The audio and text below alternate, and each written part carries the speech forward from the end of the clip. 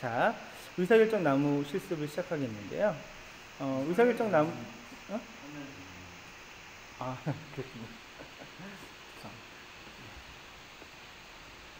됐죠?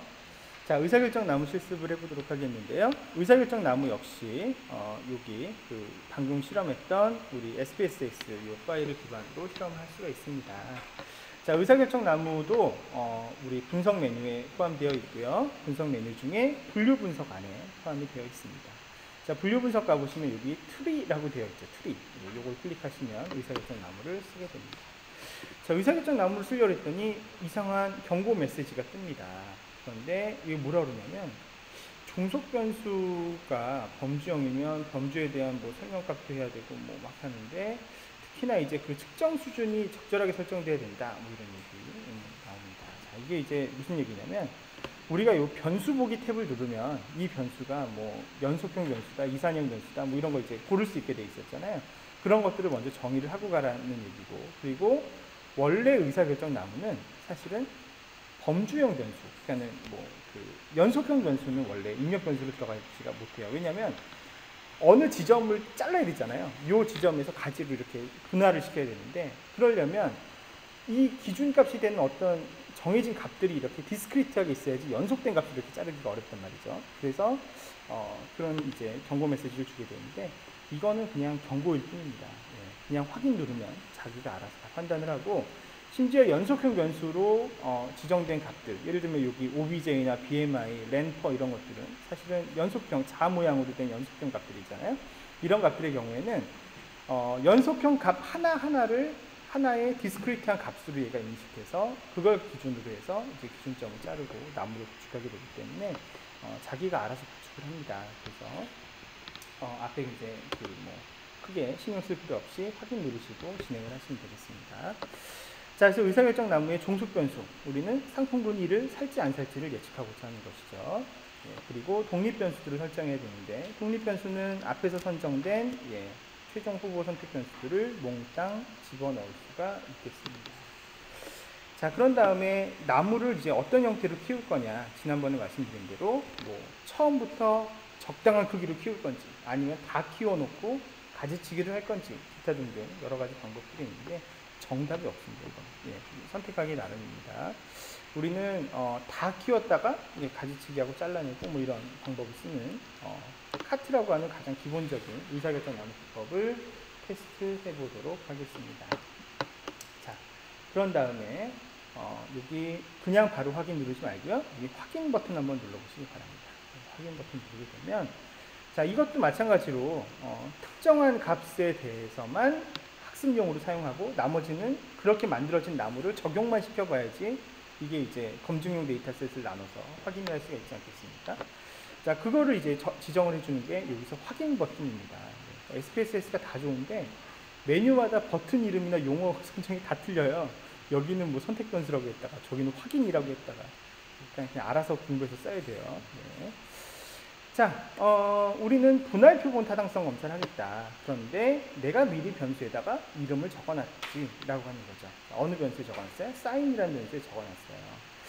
아까 우리 그 의사결정 나무, 사례 기반 추론, 그 가장 가까운 이웃에서는 이 sign 변수 값이 양수이면 학습용으로 사용된다고 했잖아요. 0이거나 음수이면은 검증용 데이터로 사용을 하고, 그런데 의사결정 나무는 아주 애누리도 없습니다. 1이어야만 학습용으로 쓰는 거예요. 1인 경우에만.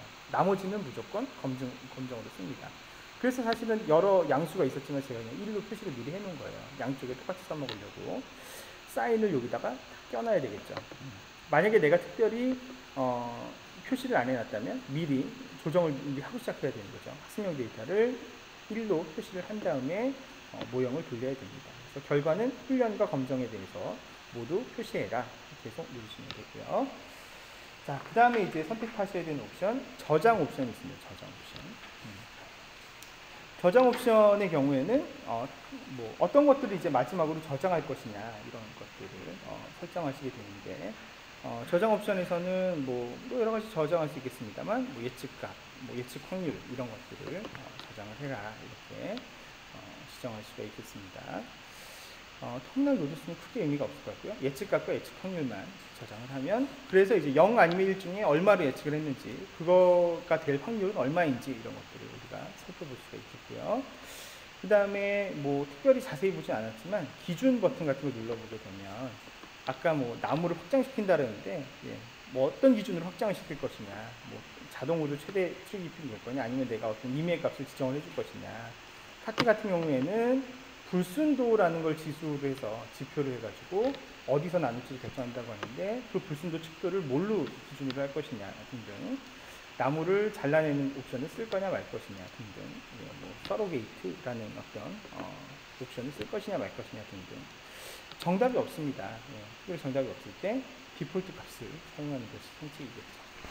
자, 디폴트 값을 사용한 채로 설정을 마치고 옵션 버튼은 뭐 결집값이나 오분류 비용 이런 것들 어떻게 정리할지 선택하는 것인데, 뭐 특별히 우리에게는 해당이 없습니다. 자, 다 됐으면 확인 한번 눌러보시죠.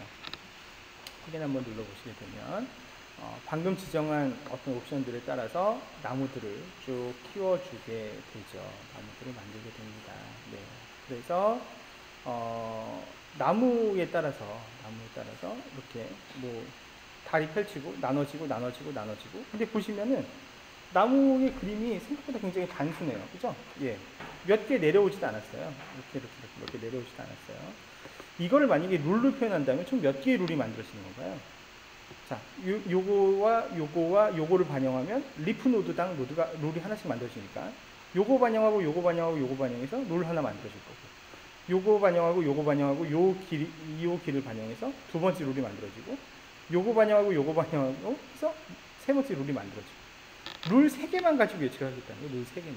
학습을 해보니까 3개의 룰만 있으면 얘가 물건을 살지 말지를 예측할 수 있다는 거죠. 이런 변수들을 활용해서 여기 나와 있는 obj라는 변수, 그 다음에 len퍼라는 변수, 요것만 가지고 룰 3개 가지고 우리가 학습이 끝나더라라는 결과를 얘가 얘기를 합니다. 자, 그 동일한 룰을 검증용 데이터에도 적용을 해봤더니 이렇게 분류가 되더라라고 이렇게 나와 있고요.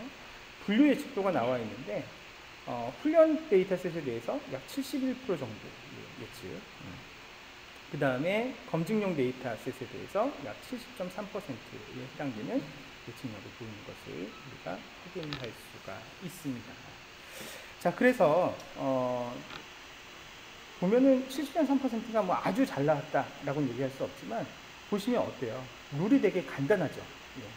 간단한 규칙 몇 개 가지고 이 정도의 예측력을 보인다는 것은 굉장히 의미가 있다.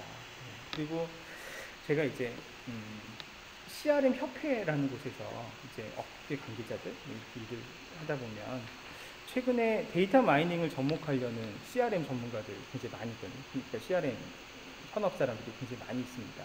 그런데 저희들은 막 인공신경망도 뭐 공부하고 뭐 무슨 SVM도 이제 있다가 더 복잡한데 막 공부하고 막 해서 막 설명하고 하지만, 업계 관계자들은 별로 관심이 없어요. 로지스틱 회계 뭐요? 이것도 받아들이기 쉽지 않은 거예요. 판별 분석? 왜냐하면 수식이 막 복잡하게 나오잖아요. 뭐 로지스틱으로 변환을 해서 뭐 0에서 1 사이가 어쩌고저쩌고, 별로 관심이 없는 거죠. 그런데 유독 그 사람들이 마음을 활짝 열어주는 데이터 마이닝 기법이 있습니다. 뭘까요? 방금 보신 이겁니다. 방금 보신 이겁니다. 왜냐하면 이게 이런 딜레마가 있어요. 아무리 데이터 마이너가 정말 우수한 사람이 정말 양질의 데이터를 가지고 예측력 좋은 모델을 가져다 준다고 하더라도 의사결정자는 그 사람이 아니잖아요. 그죠? 기업체에 있는 누군가가 의사결정자가 될 텐데, 자, 밑에 부하 직원이 엄청나게 좋은 모델이라고 들고 왔어요. 근데 이걸 만약에 현장에 적용했다가 잘못됐다, 망가졌다 그러면 책임다 누가 지죠? 내가 책임을 져야 돼요.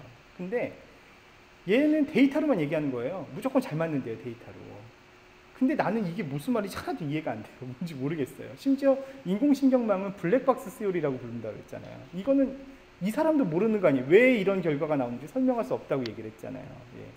그런데 의사결정 나무는 최종 결과가 룰로 만들어지잖아요. 그러면 업계에서 한 20년, 30년 그 바닥 일을 많이 해본 사람은 이 룰을 딱 보면 이 룰이 말이 되는 룰인지 말이 안 되는 룰인지를 딱 감으로 알 수가 있어요. 그러니까 뭐 나이와 성별과 이런 해서 이거를 살 것 같다라고 딱 나왔다. 지금 이거 같은 경우는 목표 체중 감량이라는 거랑 가장 최근에 구매한 지 얼마나 지났는지만 딱 2개 가지고 딱 예측을 했잖아요. 아, 이거 말이 되는데? 아, 이건 말이 안 되는데? 이거를 의사결정자가 판단할 수가 있다는 거예요. 얘는 결과물 자체가 그렇게 나오기 때문에. 그래서 예측력 문제를 떠나서 의사결정 나무는 최종 결과물이 룰로 나올 수 있다는 거. 그리고 그 룰이 현업에 있는 의사결정자, 책임을 져야 되는 사람이 마음을 열고 이해할 수 있다는 거. 이게 굉장히 중요한 장점이다. 그거를 꼭 이해를 하셨으면 좋겠다는 생각입니다. 자, 그렇게 해서 저희가 의사결정 나무까지 살펴봤고요. 의사결정 나무 쪽은 제가 특별히 논문이나 이런 거는 준비하지 않았어요. 그래서 개인 과제 4번째 과제를 여러분들에게 한번 부과를 드리겠습니다. 자, 우리 이제 계속 같은 데이터셋 가지고 이것도 적용해보고 저것도 적용해보고 이런 이제 실습하고 계신데, 이번 주 과제는 이제 방금 배웠던 요거까지 포함해서 기존에 여러분들 지금 하고 있는 부도 예측 모형 있지 않습니까? 이거를 이번엔 사례 기반 추론, 아까 하셨던 가장 가까운 이웃 분석도 한번 해보시고, 두 번째로는 그 의사결정 나무 어떤 룰이 뽑아지는지 이런 것도 한번 다양하게 실험을 해보실 것을 이번 주 과제로 내드리도록